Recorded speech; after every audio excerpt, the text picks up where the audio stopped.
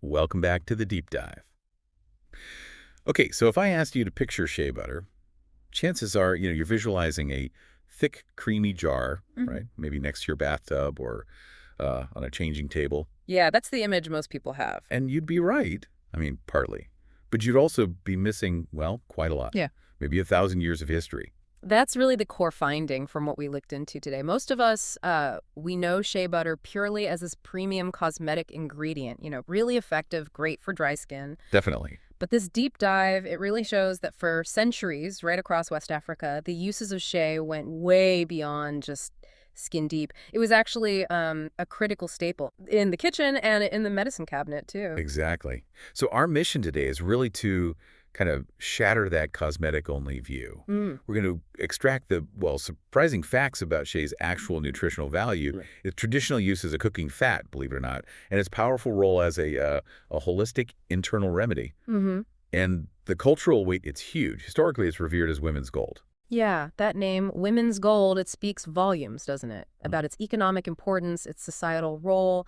Shea butter, it's extracted from the nuts of the Vitellaria paradoxa tree. Right. And it was, and actually still is in many places, just an indispensable treasure, providing essential fats and micronutrients in food alongside, its better-known uses for soothing and healing the body externally. Okay, so let's unpack this and maybe pivot right away from the topical stuff just for a moment. Mhm. If we are seriously considering this as a food, something safe to consume, Yeah. a fat, what's actually in it? Yeah. What did we find nutritionally in food-grade shea that was maybe surprising? Well, what's fascinating is that the fat profile isn't, simple. It's primarily this complex mixture of essential fatty acids. The main ones, the major players, are stearic acid and oleic acid. Okay. And then you've got smaller but still really vital amounts of linoleic and palmitic acids, too. Oleic acid. That Mm. sounds familiar. Isn't that the main thing in, like, olive oil? Exactly. Yeah, you hear about it a lot with olive oil. So how does that specific component, the oleic acid, add value when we actually eat shea butter? Right. So oleic acid is a monounsaturated fat. And yes, it's absolutely the hero in lots of those heart healthy oils.